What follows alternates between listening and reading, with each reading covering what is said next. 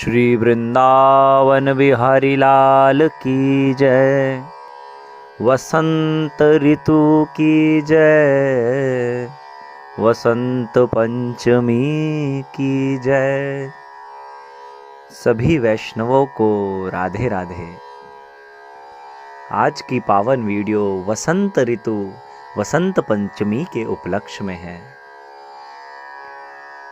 सावन की पनपी हरियाली, शरद के बाद हेमंत और शिशिर में बूढ़ी हो गई है।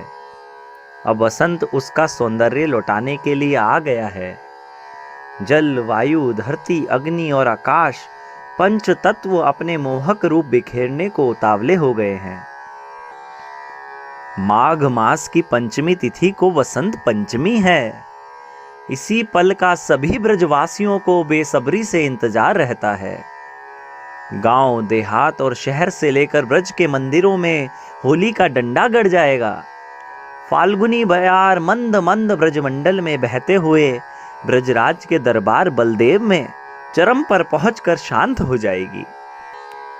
तेजस्विनी और अनंत गुणशालिनी देवी सरस्वती मां की पूजा का भी यह विशेष दिन है।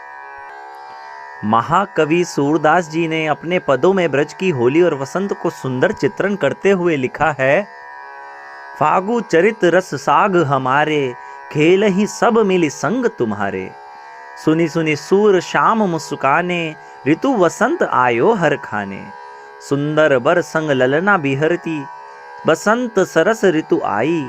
लै लै छरी कुमारी राधिका, कमल नैन पर धाई। सुर पुर नूपुर नाग लोक जल थल, क्रीड़ा सुख पावे। प्रथम बसंत पंचमी लीला, सूरदास जस गावे।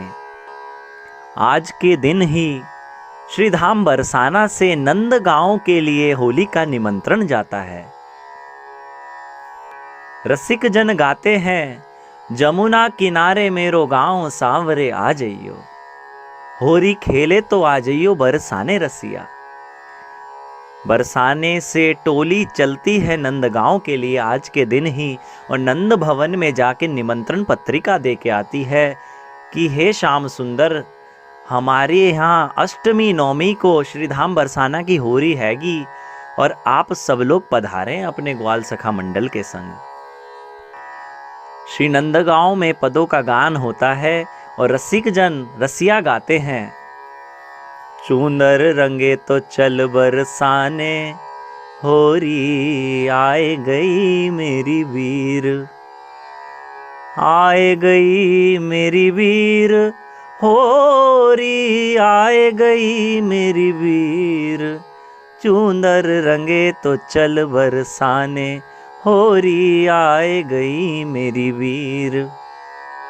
रत्नाकर जी ने तो यहाँ तक लिखा है, काम विधक बाम की कला में मीन मेष कहाँ, ऊधो नित वसंत वसंत बरसाने में। श्री जी मंदिर के जगमोहन में होली का डंडा गाड़ा जाएगा। इसके साथ ही 40 दिनों तक समाज गायन भी शुरू हो जाएगा। मथुरा में दुर्वासा ऋषि के मंदिर पर मेला लगता है, तो अन्य मंदिरों में उत्सव और भगवान के विशेष श्रृंगार होते हैं। और वसंत पंचमी से नित्य प्रतिदिन ठाकुर जी को श्रृंगार में गालों पे दोनों तरफ गुलाल के टीका लगाए जाते हैं। वृंदावन में ठाकुर श्री बांके बिहारी मंदिर ठाकुर जी भक्तों के संग होली खेलकर ब्रज होली का शुभारंभ करेंगे इसी दिन, वसंत पंचमी के दिन। वसंती पोशाक और गुलाल की पोटली बांध हुरियारे के रूप में ठाकुर जी दर्शन देंगे। इसके लिए मंदिर में टेसू के फूलों का रंग तैयार हो रहा है। मंदिर सेवायत श्रीनाथ गोस्वामी का कहना है कि पद और रसिया सुनाकर ठाकुर जी को रिझाएंगे। इसी दिन वृंदावन जी के शाह जी के मंदिर का वसंती कमरा ठाकुर जी के लिए खुलता है, और साल में सिर्फ इसी दिन श्री ठाकुर जी वसंती कमरा में विराजमान होते हैं, जो साल में सिर्फ एक बार ही वसंत पंचमी पर खुलता है। इसके दर्शन के लिए दुनिया भर से श्रद्धालु यहाँ आते हैं। श्री कृष्ण जन्मस्थान सेवा संस्थान के सदस्य गोपेश्वर नाथ चतुर्वेदी कहते हैं कि श्री कृष्ण जन्मभूमि पर केशव देव मंदिर पर वसंती श्रृंगार किया जाएगा। केसर की खीर बनाकर ठाकुर जी को प्रसाद अर्पित किया जाएगा। दिन में बूंदी, रेवड़ी और बेर का प्रसाद भक्तों को वितरित किया जाएगा। द्वारिकाधीश मंदिर में फाग महोत्सव की शुरुआत हो जाएगी। ब्रजराज बलराम जी के दाऊजी स्थित मंदिर में भी वसंत पंचमी को होली का डंडा गाड़ा जाएगा। और इसके साथ ही धर दे ढप गई पर की हे लाला अब ढप रख दे, अब तो होली है गई। रसिया गायन के साथ ही ब्रज में 40 दिवसीय होली उत्सव का समापन हो जाएगा। वसंत पंचमी से श्रीधाम वृंदावन में नित्य प्रति होली उत्सव मनाया जाएगा। श्री जी ठाकुर जी के मंदिर में नित्य प्रति होली खेली जाएगी। ऐसी श्री धाम बरसाना की वसंत ऋतु की महिमा है। चलो री वृंदावन वसंत आई, रसिक जन गाते हैं। नवल वसंत नवल वृंदावन, नवल ही फूले फूल। श्री वसंत ऋतु आई आई, वसंत ऋतु। वसंत पंचमी के दिन ही श्री ठाकुर जी, श्री द्वारकाधीश प्रभु ने रुक्मणी जी के संग में विवाह रचाया था। वसंत पंचमी की अनेकों महिमा है और वसंत ऋतु का अगर आनंद लेना है तो श्रीधाम वृंदावन पधारें और वसंत ऋतु की रौनक देखें। जय जय श्री राधे श्याम। और भी लीला वर्णन, ठाकुर जी की मधुर मधुर लीला का चिंतन श्रवण और ठाकुर जी के नित्य प्रति श्रृंगार के वर्णन के बारे में जानकारी हेतु हमारे पेज से जुड़े रहें।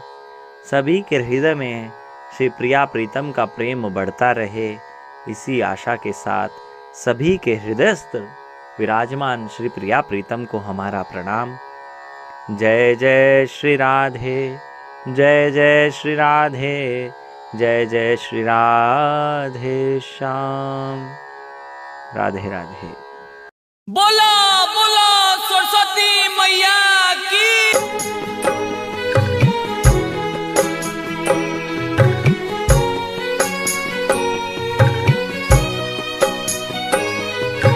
मां शारदे, मां शारदे, मां शारदे, मां शारदे।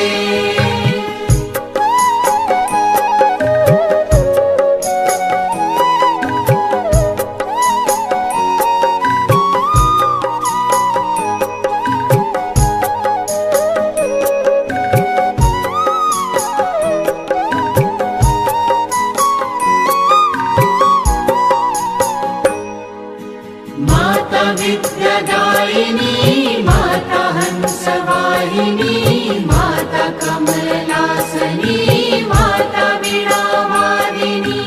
हे सरस्वती माँ, हे शारदे माँ, हे सरस्वती माँ, हे शारदे माँ। अज्ञान हर दे सद्ज्ञान दे माँ, अज्ञान हर दे सद्ज्ञान दे माँ। हे सरस्वती माँ, हे शारदे माँ, अज्ञान हर दे सद्ज्ञान दे माँ।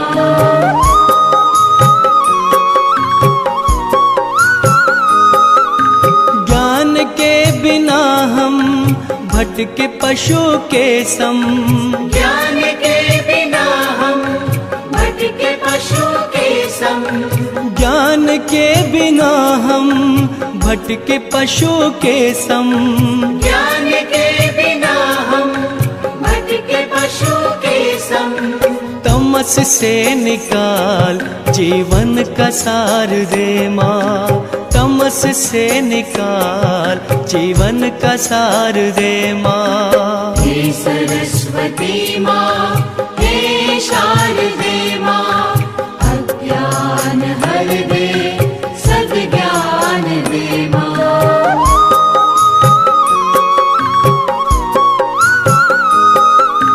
ज्ञान से हो दर्शन, ज्ञान से चरित्र, ज्ञान से हो दर्शन, ज्ञान से चरित्र, ज्ञान से हो दर्शन, ज्ञान से चरित्र। ज्ञान से हो दर्शन, ज्ञान से चरित्र। तीनों रत्न हम पर आज वार दे माँ, तीनों रत्न हम पर आज वार दे माँ। हे सरस्वती माँ, हे शारदे माँ, अज्ञान हर दे, सद्ज्ञान दे माँ।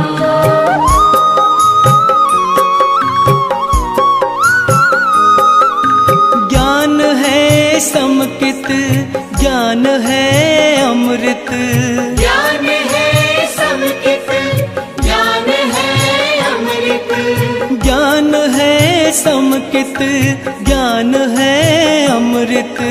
ज्ञान है समकित, ज्ञान है अमृत। मिथ्या का विष तू अब उतार दे माँ, मिथ्या का विष तू अब उतार दे माँ। हे सरस्वती माँ, हे शारदे माँ, अज्ञान हर दे, सद्ज्ञान दे माँ।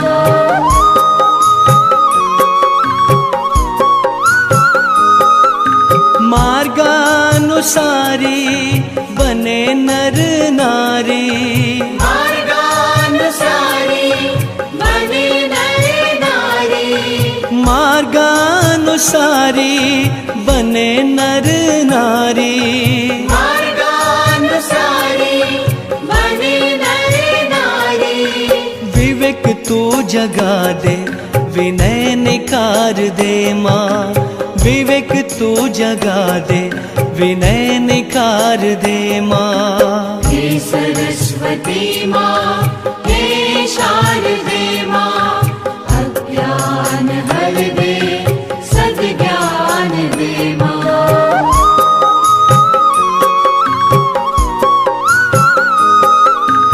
अगम ज्ञान उत्तम, तत्व नौ अनुपम, अगम ज्ञान उत्तम, तत्व नौ अनुपम, अगम ज्ञान उत्तम, तत्व नौ अनुपम। अगम ज्ञान उत्तम, तत्व नौ अनुपम। सद्गति दिला दे, सद्विचार दे माँ, सद्गति दिला दे, सद्विचार दे माँ। हे सरस्वती माँ, हे शारदे माँ, अज्ञान हर दे, सद्ज्ञान दे माँ।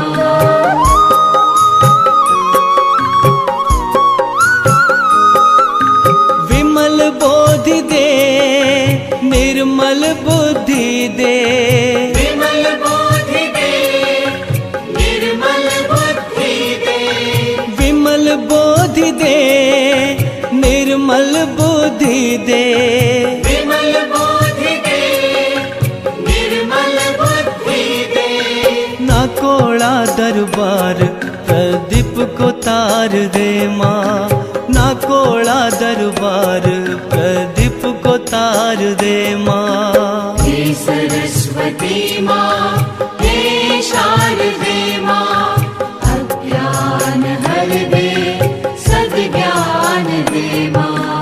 माता विद्यादायिनी, माता हंसवाहिनी, माता कमलासनी, माता वीणावादिनी, माता विद्यादायिनी, माता हंसवाहिनी, माता कमलासनी, माता वीणावादिनी।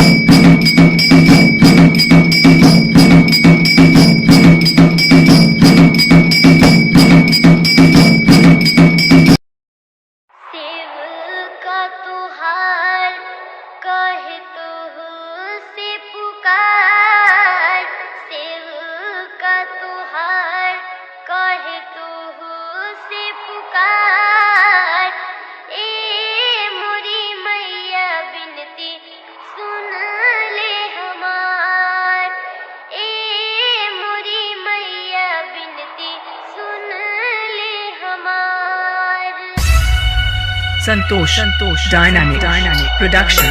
Mobile number 7564993840. DJ Santosh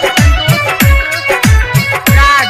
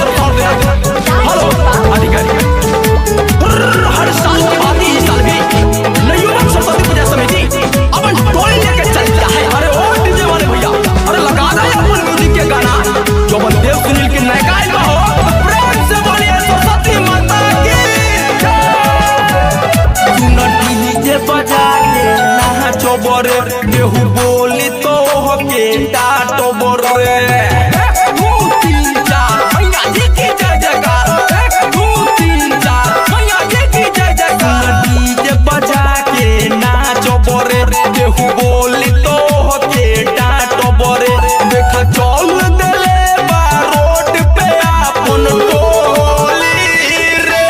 hello check एक ट्रैक्टर वाले भैया से अनुरोध है कि जाम बहुत सारा लग गया है, अपने ट्रैक्टर साइड में कीजिए। केहू माई के भाषण में बोली रे चल जाई सी भटोली में बोली रे केहू माई के भाषण में बोली रे चल जाई और टोली में बोली रे। हाँ तो कहना है भैया मेरे बिगड़े स्वर को संभाल देती है, मेरे बिगड़े स्वर को संभाल देती है, सबकी गलतियों को विसार देती है। ये मेरी माँ का ही है करिश्मा दोस्तों, किसी को निखार तो किसी को बिखार दे। तो प्रेम से बोलिए हंस वाहिनी की ये भी कोर बोरियारी रे गर्मी दे हो बुझारी रे गर्मी दे हो बुझारी रे गर्मी दे हो बुझारी रे ये भी कोर बोरियारी रे गर्मी दे हो बुझारी रे माई के पूजा करे खातिर करो हम तैयारी रे आवत बारी मोर मैया रे चल पखारे सन मैया रे सब आगे माई के फैला दन झोली रे। आई दादा हेलो हेलो ई त बवाल करवा देले हमर साहब वॉलंटियर कहां गेल हो ई लागत है केकरो प्रार्थ मार ले बा यही से बवाल करवाइल हो रे दादा। केहू माई के भाषण में बोली रे चल जाई बबन टोली में बोली रे केहू माई के भाषण में बोली रे चल जाई दुनिया टोली में बोली रे। हमारे सभी वॉलंटियर से कहना है कि साथ में डांस करवाए हल्ला गुल्ला न करवाए। ए भैया गुलाल का सोन वाला के देखा हो ये छत में पियर के सूट पहन के खड़ा बा वहां पे लाइन मारता इधर बवाल करवाई हो एकरा के साइड करो साइड कराइए तो सबसे मां के भाषण कोई लपुआ के नहीं थे हो बजा दो माई के गाना रे नाचा सब होई के दीवाना रे नाचा सब होई के दीवाना रे नाचा सब होई के दीवाना रे बजा दो माई के गाना रे नाचा सब होई के दीवाना रे देव सुनील या रवि रंजन के हे माई खजाना रे चितरांगद के बोलावा डीजे पे कोमर डोलावा जे बनल मुंड के बीच में एक जोहर गोली रे। हेलो जे एक ट्रैक्टर वाले भैया से अनुरोध है कि जाम बहुत सारा लग गया है, अपने ट्रैक्टर साइड में कीजिए। केहू माई के भाषण में बोली रे चल जाई हजम टोली में बोली रे केहू माई के भाषण में बोली रे चल जाई मारे टोली में बोली रे। चित्रा फिल्म्स की प्रस्तुति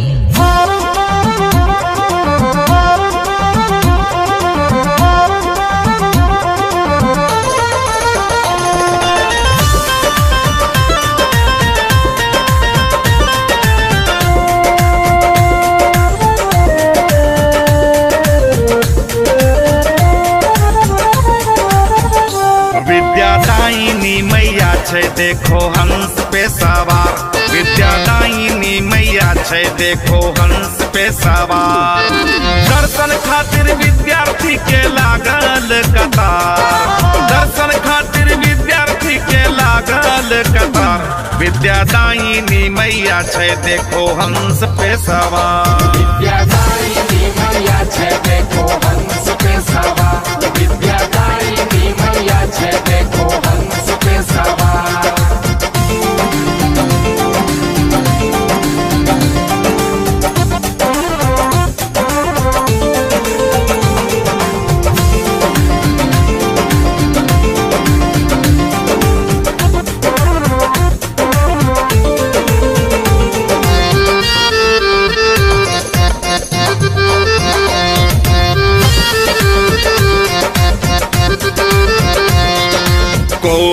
गावे भजन कोई ढोल बजावे छै। हाँ कोई गावे भजन कोई ढोल बजावे छै। कोई नाची नाची के मैया के रिझावे छै।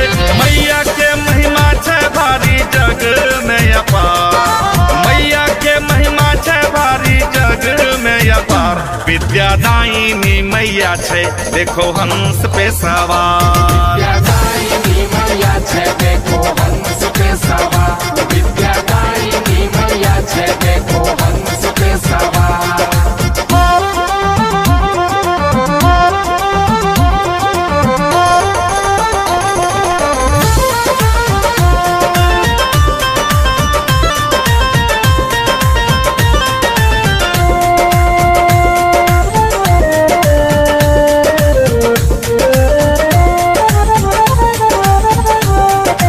छैला बिहारी सरगम शिवम दीवाना। हाँ छैला बिहारी सरगम शिवम दीवाना। मैया के भक्ति में गावे मिलके गाना। अनीता बिहारी करे मैया के श्रृंगार। अनीता बिहारी करे मैया के श्रृंगार। विद्यादायिनी मैया छै देखो हंस पे सवार। विद्यादायिनी मैया छै देखो हंस पे सवार। विद्यादायिनी मैया छै देखो हंस पे सवार।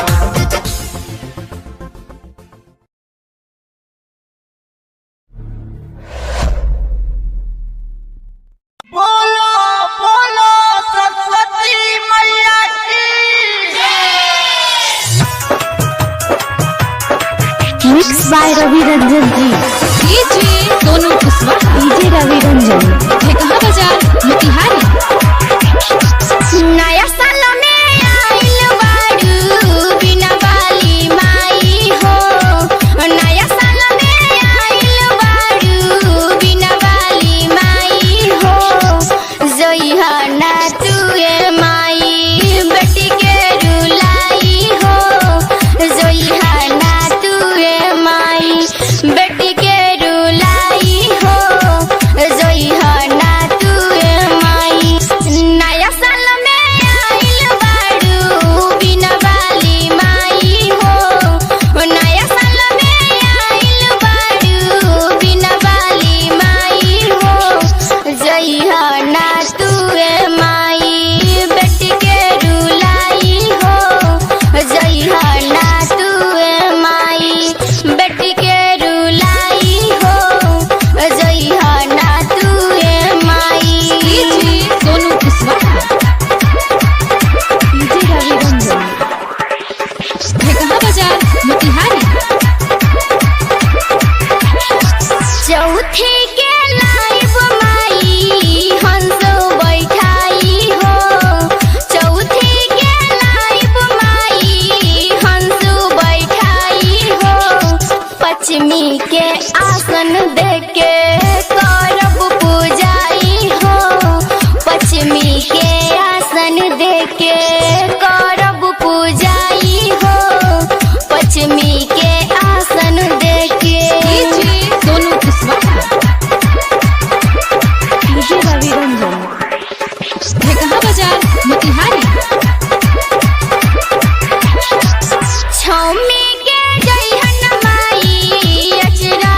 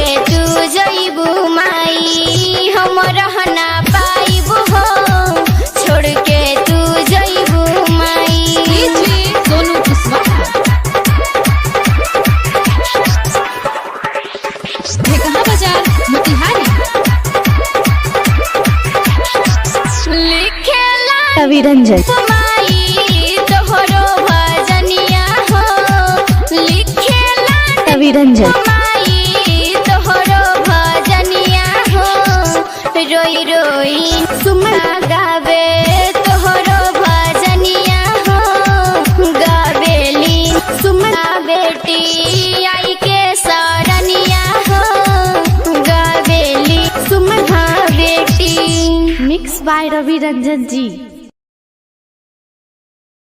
बोल सच्चे दरबार की।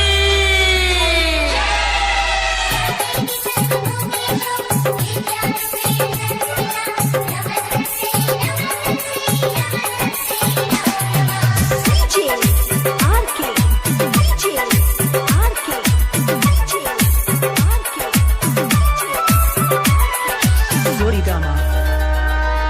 Boridama.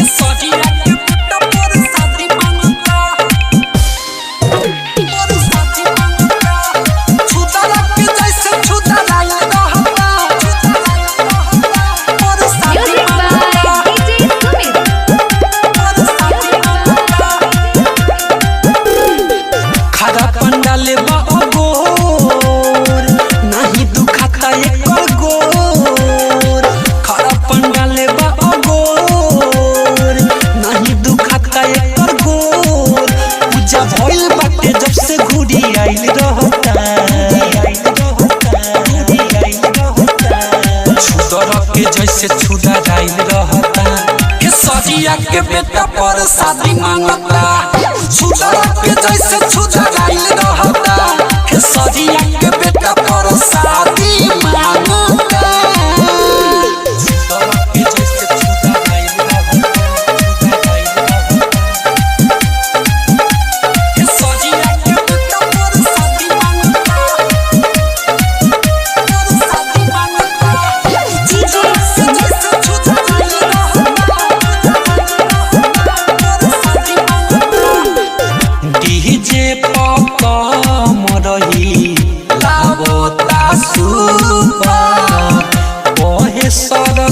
सरस्वती माई नजर फेरी हमारा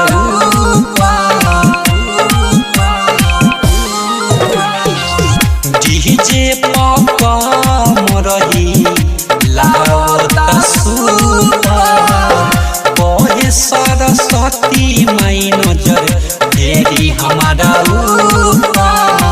दिल बफोरा गुबारा गोइल बादो बादा पानी चुए मुँह से खखुआइल रहता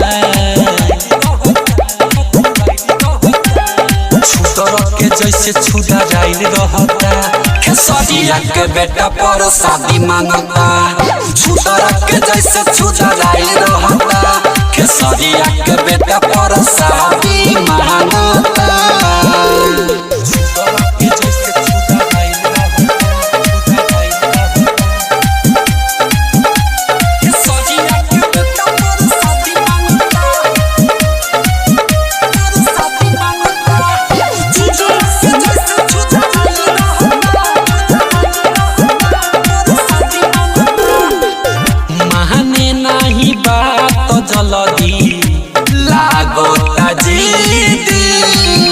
मिठू मुरारी करे परिसिद्धि माने नहीं बात हमारा लागता जीदी रामू रवि रंजन करे परिसिद्धि बाटे चढ़ाइले कलह जाने कौन बा गाजा पियले बा जैसे भकुआइले रहता छुतर के जैसे छुदा जाइल रहता खेसरिया के बेटा पर शादी मांगता छुतर के जैसे छुदा जाइल रहता खेसरिया के बेटा पर शादी मांगता आ जइबा कि ना भोर दिन तारा पर शादी चाहिए प्रेम से बोलो हंसा वाली मैया की स्टूडियो बकरी बाजार चकिया बोली बोली सरस्वती मैया की मैया जी के मूर्तिया को कोचिंग में रखाई है कोचिंग में रखाई है म्यूजिक बाय डीजे मैया जी के मूर्तिया को कोचिंग में रखाई है कोचिंग में रखाई है अपन music digital recording studio Moniyari वाजा